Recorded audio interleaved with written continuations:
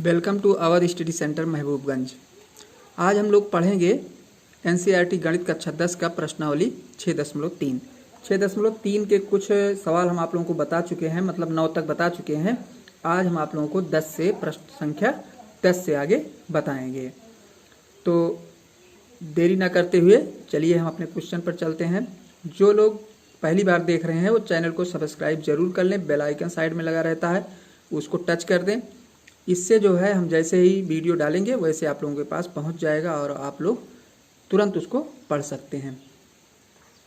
तो ध्यान से पढ़िए, क्योंकि यहाँ से जो है इस चैप्टर से बहुत ही सवाल फंसने वाले हैं। पेपर में इससे सवाल बहुत आते हैं और ज़्यादा इसमें दिक्कत भी नहीं है।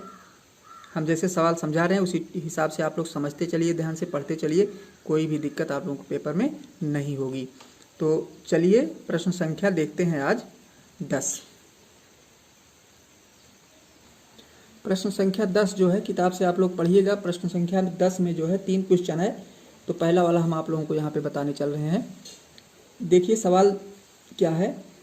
सी डी और जी एच क्रमशः ए बी सी और ई जी एफ के ऐसे समद्विभाजक हैं। कह रहा सी डी और जी एच ये जो है त्रिभुज जी एफ ई और सी ए बी के समद्विभाजक, ऐसे समद्विभाजक का मतलब समद्विभाजक, ये कोण और ये कोण बराबर है और ये कोण बराबर है। समद्विभाजक है मतलब बराबर बराबर काटते हैं।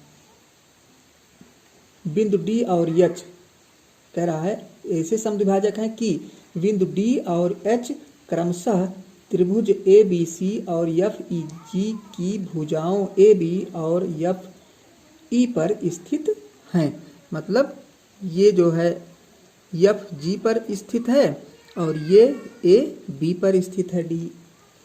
अब कह रहा है त्रिभुज ए बी सी ये वाला त्रिभुज और ये एफ ई जी ये वाला त्रिभुज, ये दोनों त्रिभुज आपस में क्या है, समरूप हैं। दोनों त्रिभुज कैसे हैं, समरूप हैं। अब देखिए आपको सिद्ध करना है, आपको ये सिद्ध करना है। देखिए पहले सवाल में सी डी बटा जी एच, सी डी बटा जी एच, फिर ए सी मतलब ये रेखा बटा एफ सी, एफ जी है बटा एफ जी ये वाला, मतलब इतना बटा इतना और इतना बटा इतना। ये कब सिद्ध होगा, जब हम ये सिद्ध कर दें कि ये त्रिभुज और ये त्रिभुज दोनों दोनों समरूप हैं। देखिए ये तो ऑलरेडी समरूप है ही, बड़ा वाला त्रिभुज दोनों। तो हमको ये सिद्ध करना है कि यहाँ पर ये त्रिभुज और ये छोटा वाला जो त्रिभुज बन रहा है ये समरूप है कि नहीं है। अगर ये समरूप निकल गया तो समझ लीजिए दोनों की भुजाएं भी समानुपातिक होंगी। तो बस इतना ही हमको सिद्ध करना है। तो चलिए देखते हैं। इसमें देखिए पहली बार कोण एफ कोण ए के बराबर होगा। कोण एफ बराबर कोण ए, कोण एफ बराबर कोण ए। देखिए एफ बराबर ए क्यों होगा, क्योंकि पहले ही बताया गया है कि ये दोनों त्रिभुज क्या हैं, बड़े वाले त्रिभुज समरूप हैं। अगर समरूप हैं तो उनके कोण क्या होंगे, सब बराबर होंगे। अगर कोई दो त्रिभुज समरूप हैं तो उनके अंतः कोण जो होंगे, जो अंदर के कोण होंगे वो क्या होंगे, बराबर। तो ये कोण और ये कोण आपस में बराबर हो गए। तो हम यहाँ पे लिख देंगे क्योंकि त्रिभुज ए बी सी समरूप है त्रिभुज किसके, जी एफ ई के। क्योंकि ये दोनों समरूप हैं तो इसलिए इसका कोण भी आपस में क्या होगा, बराबर होगा। तो एक कोण तो बराबर हो गया। अब हमको एक कोण और देख लेना है। देखिए कोण ए सी डी बराबर कोण ए सी डी, यानी ये कोण बराबर है किसके, इस कोण के, एफ जी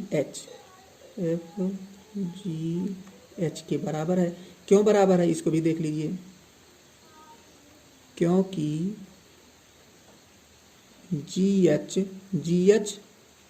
क्योंकि देखिए ये बराबर क्योंकि जी जो है यानी जी और एच जो है इस कोण का समद्विभाजक है और सी डी जो है इस कोण का समद्विभाजक है, क्योंकि प्रश्न में कहा गया है कि समद्विभाजक हैं, यानी ये दोनों क्या है, समद्विभाजक है। यहाँ पे हम लिख देते हैं प्रश्नानुसार। प्रश्नानुसार जो है समद्विभाजक हैं। थोड़ा सा और जानकारी के लिए लिख सकते हैं हम,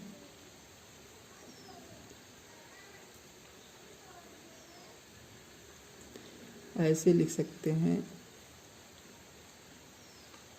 या इतना ही रहने दीजिए थोड़ा सा, चलिए लिख देते हैं, यानी सी डी समद्विभाजक,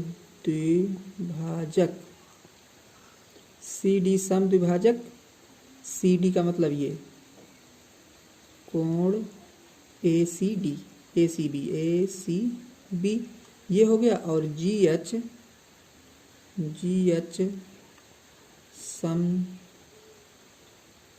समद्विभाजक कोण एफ जी। ये थोड़ा सा जानकारी के लिए लिख देते रहे हैं ताकि जो है कभी आप लोग बाद में पढ़ें तो समझ में आ जाए। तो ये दोनों समद्विभाजक हैं। समद्विभाजक का मतलब सम माने बराबर, द्विभाजक मतलब बराबर बराबर हिस्से में बांटना। तो ये कोण तो ऑलरेडी पहले से ही, क्योंकि पहले से ही ये क्या है, ये कोण और ये कोण बराबर है, क्योंकि पहले बताया गया है कि समरूप है, तो ये कोण भी आपका बराबर है। और ये रेखा समद्विभाजक है, तो जितना इधर बनेगा उतना इधर बनेगा। तो ये दोनों, अब ये आपका दो एंगल सिद्ध हो गया। तो हम लिख सकते हैं ए से। अब जब दोनों त्रिभुज हमारी ये और ये क्या हो गए, समरूप हो गए, तो हम लिख सकते हैं ए सी डी समरूप त्रिभुज एफ एच जी, ये दोनों त्रिभुज समरूप हो गए। तो भुजाएं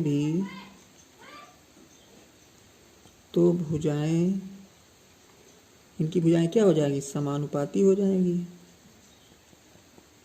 अगर समरूप त्रिभुज हैं तो उनकी भुजाएं समानुपाती होंगी। तो भुजाएं समानुपाती हैं, अतः हम लिख सकते हैं, अतः सी डी बटा जी एच बराबर ए सी बटा एफ जी। बस इतना आपका सत्यापित हो गया। चलिए अब चलते हैं नेक्स्ट क्वेश्चन, मतलब इसके सेकंड क्वेश्चन पर। सेकंड क्वेश्चन जो इसका कह रहा है,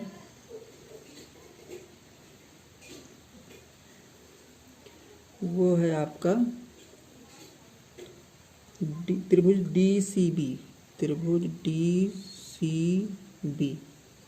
सर समरूप है त्रिभुज एच जी ई। ये दोनों त्रिभुज समरूप है, ये हमको सिद्ध करना है। अब देखिए डी सी बी कौन है, डी सी बी ये वाला त्रिभुज, ये और इधर जी एच ई ये वाला त्रिभुज, मतलब ये और ये समरूप सिद्ध करना, समरूप है कि नहीं है। कुछ नहीं करना है, सेम पहले जैसा तरीका हमें अपनाना है। त्रिभुज दिखाई दे इसलिए हम थोड़ा सा इसको, बिना त्रिभुज के समझ में नहीं आएगा। हाँ तो चलिए देखते हैं, ये वाला हमको सिद्ध करना। देखिए पहले देख लीजिए इसमें क्या करना है। ये कोण और ये कोण आपस में बराबर होगा, जैसे ये बराबर था ए और एफ पहले वाले में, वैसे ई और बी भी बराबर होगा, क्योंकि पहले ही बताया गया है कि ये दोनों त्रिभुज समरूप हैं। समरूप हैं तो सारे कोण बराबर हैं, तो ये कोण इस कोण के बराबर है, एक हो गया। फिर इसमें भी देख लीजिए, ये है, ये देख रहे हैं आप, ये कोण और ये कोण बराबर होगा। जैसे हमने इधर वाला सिद्ध किया कि ये कोण इस कोण के बराबर है, वैसे ये कोण इस कोण के भी बराबर होगा, क्योंकि ये समद्विभाजक रेखा, समद्विभाजक का मतलब आधे आधे पर से दोनों को बांटती है। तो आधा इधर है आधा इधर, तो ये इसके बराबर है। तो ये कोण बराबर हो गया, तो आपका क्या हो गया, दोनों त्रिभुज समरूप हो गए। यानी दो ही कोण तो मांगता है समरूप के लिए, दो कोण अगर बराबर हैं तो तीसरा अपने आप बराबर हो जाता है। तो बस वही लिख देना है, कोण बी बराबर कोण ई। यहाँ लिख सकते हैं क्योंकि ACB त्रिभुज रहेगा, त्रिभुज ACB समरूप है त्रिभुज GFE के, क्योंकि ये दोनों त्रिभुज आपस में समरूप हैं। तो समरूप हैं तो ये कोण बराबर होंगे। सेम वही चीज लिखना है, कोण HGE, कोण HGE, HGE मतलब ये कोण हो गया बराबर कोण DCB, DCB का मतलब ये कोण और ये कोण आपके बराबर हैं। तो ये कोण बराबर होंगे तो दो कोण फिर हम लिख सकते हैं वही प्रश्नानुसार, जैसे पिछले वाले में लिखे हैं। आप लोग इतना देख लीजिएगा, या जी करेगा तो इतना भी लिख लीजिएगा, यानी नीचे भी उसके, नहीं तो लिख दो प्रश्नानुसार, प्रश्न के हिसाब से प्रश्नानुसार, क्योंकि प्रश्न में ये दिया गया है कि समद्विभाजक रेखाएं हैं तो दोनों तरफ बराबर बराबर कोण अंतरित करेंगी। ये हो गया। अब हम लिख सकते हैं ए से भी हो गया। ए से त्रिभुज DCB समरूप है त्रिभुज HGE है ये, HGE के। बस ये आपका आंसर है। चलिए प्रश्न नंबर इसका तीसरा वाला देख लेते हैं। तीसरे प्रश्न में कहा गया है DCA त्रिभुज DCA समरूप है त्रिभुज HGF के। ये समरूप है, ये सिद्ध करना। अब देखिए ये वाला कौन त्रिभुज है, DCA यानी ये त्रिभुज इस त्रिभुज के समरूप है, इसको सिद्ध करना है। इसको हम ऑलरेडी सिद्ध कर चुके हैं।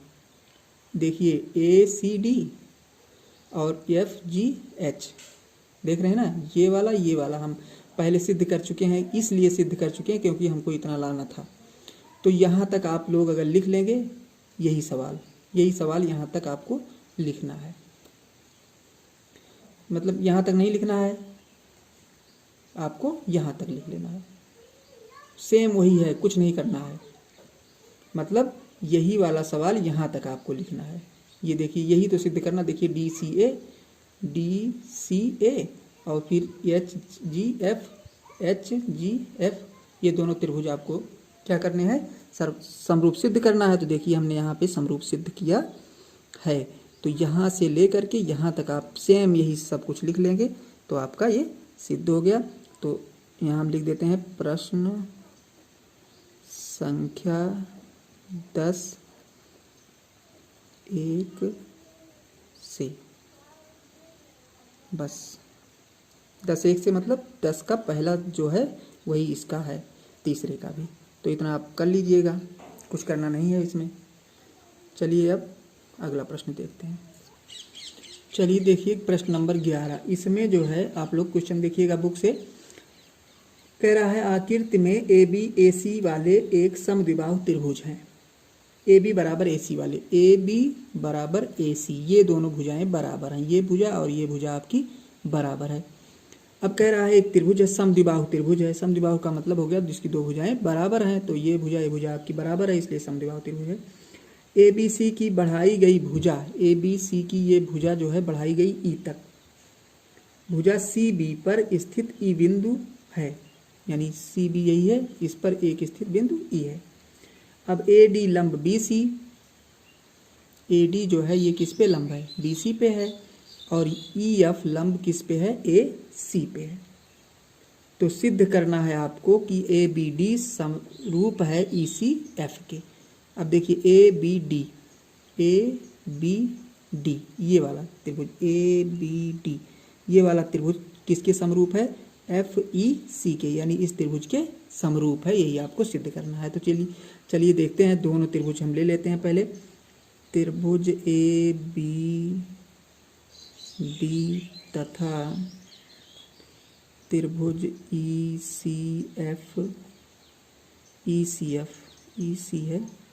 ECF में, इन दोनों त्रिभुज में हमें देखना है। अब देखिए कोण ये देखिए इधर 90 अंश का लंब है, तो ये कितने अंश का होगा? 90 अंश का होगा। यानी कोण आपका BDA, कोण BDA बराबर कोण किसके? EFC के। ये भी 90 अंश का है, EFC। ये दोनों कोण आपके बराबर हो गए। यानी एक कोण इसका और एक कोण इसका, ये दोनों त्रिभुज के बराबर हो गए। अब देखिए ये कोण भी बराबर होगा, ये कोण इस कोण के बराबर होगा। देखिए ये कोण तो इस त्रिभुज छोटे वाले त्रिभुज का है और ये कोण बड़े वाले त्रिभुज का, इसका ये कोण है। अब क्यों बराबर होंगे? देखिए बराबर भुजाएं बराबर कोण बनाती हैं, क्योंकि ये रेखा पहले ही बराबर है, तो इसके सामने कोण ये और इसके सामने कोण ये दोनों कोण भी क्या होंगे? बराबर होंगे। तो कोण B बराबर कोण C हम लिख सकते हैं यहाँ पे, क्योंकि बराबर भुजा बराबर कोण बनाती है। बस सिद्ध हो गया। एक हमने ये सिद्ध कर दिया, एक ये सिद्ध कर दिया। अब लिख सकते हैं AA से क्या हो गया? त्रिभुज ABD समरूप है त्रिभुज ECF के। बस सत्यापित हो गया। इतना ही आपको लिखना है। चलिए अब देखते हैं क्वेश्चन नंबर 12। क्वेश्चन नंबर 12 देखिए आप लोग। प्रश्न जो है किताब से पढ़िएगा। एक त्रिभुज ABC की भुजाएं AB और BC तथा मध्यिका AD और अन्य त्रिभुज कह रहा है। देखिए एक त्रिभुज है ABC और एक अन्य त्रिभुज है PQR।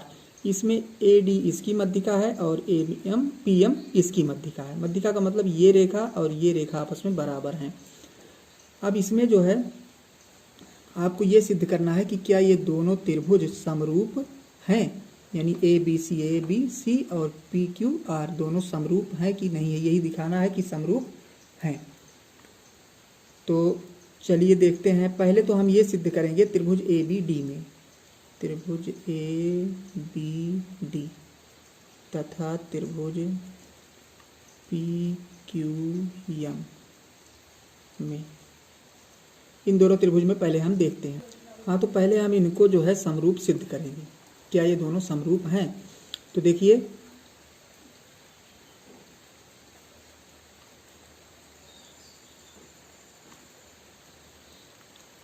ये रेखा जो है मध्यिका है, AD और PM क्या है? ये मध्यिकाएं हैं और ये मध्यिकाएं जो हैं समानुपाती हैं। यानी ये जो है और ये मध्यिका यानी ADPM ये क्या है? समानुपाती हैं। तो समानुपाती हैं का मतलब क्या हो गया?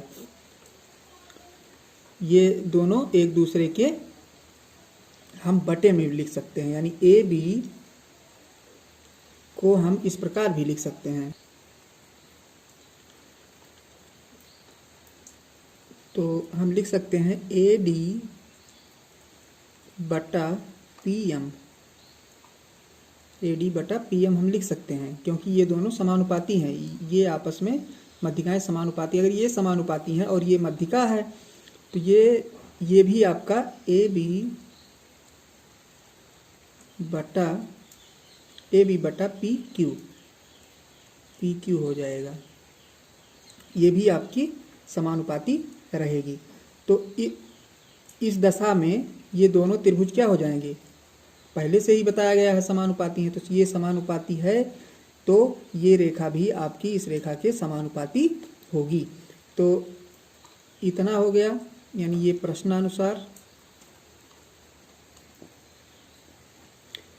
इतना तो प्रश्न के हिसाब से हमको मिल गया। अब हम लिख सकते हैं तब त्रिभुज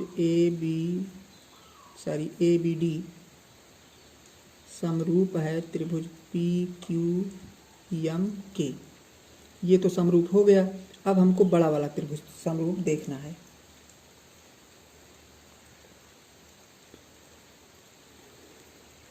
अब ले लेते हैं अब त्रिभुज ABC तथा त्रिभुज PQR आर में, इन दोनों त्रिभुज में देखना है, मतलब बड़े वाले त्रिभुज में देखना है।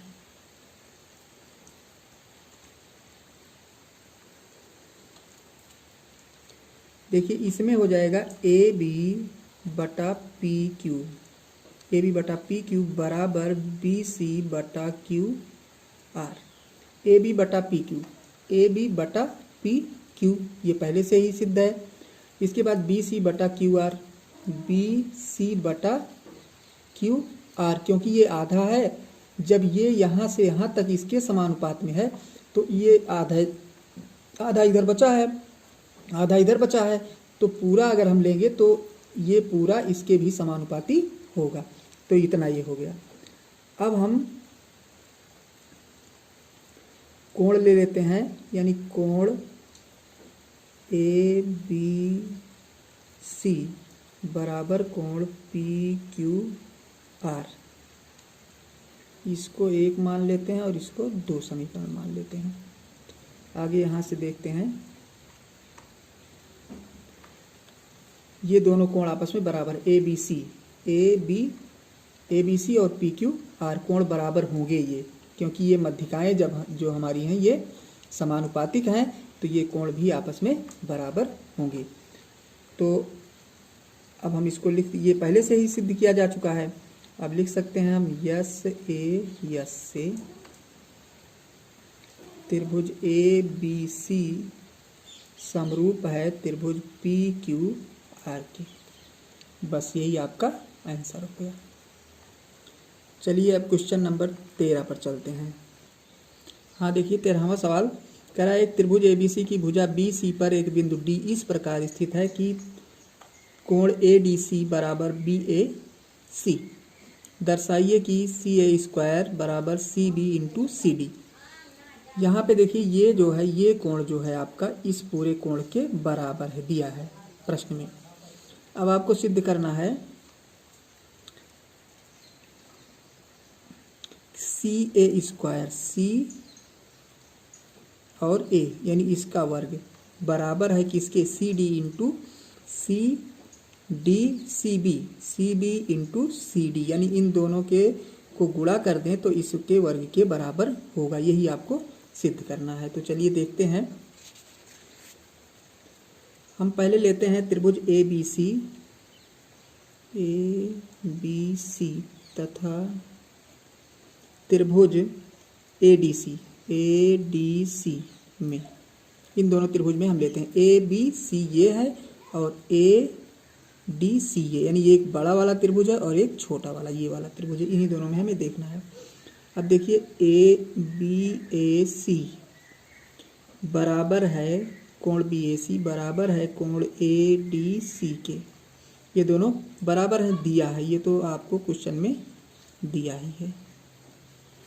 इसके बाद देखिए कोण बी सी ए बराबर कोण डी सी ए, ये उभयनिष्ठ है।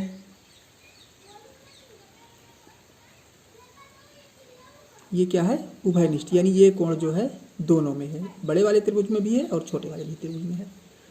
अब इसके बाद हम दोनों त्रिभुज क्या हो गए, दोनों त्रिभुज समरूप हो गए, तब दो कोण बराबर हो गए ना, दोनों त्रिभुज क्या हो गए, समरूप हैं। तब ए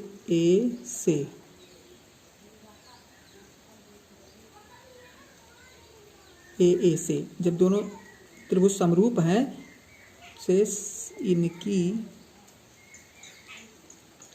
संगत भुजा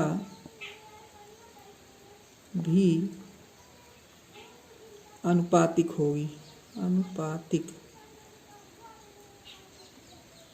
होगी, इनकी संगत भुजा भी क्या हो जाएगी, अनुपातिक हो जाएगी।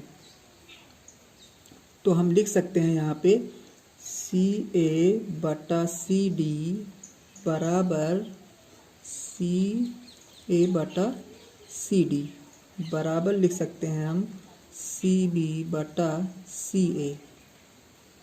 अब इसका क्रॉस मल्टीप्लाई करा दीजिए, इसका गुणा करेंगे तो ए सी स्क्वायर बराबर C D into C B.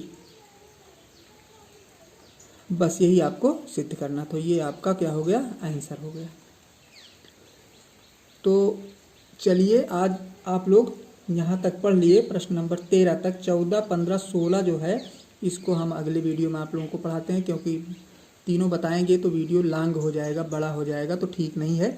इसलिए अब आगे के सवाल इसको धीरे धीरे हम पढ़ा रहे हैं ताकि आप लोगों को समझ में आता चले। नहीं तो खींच के पढ़ाएंगे, तेज़ी से पढ़ाएंगे तो जल्दी से आप लोगों को समझ में नहीं आएगा। इसलिए हम बहुत धीरे धीरे क्लियर करके एक एक फैक्ट आप लोगों को त्रिभुज और सब कुछ बताते हुए चल रहे हैं।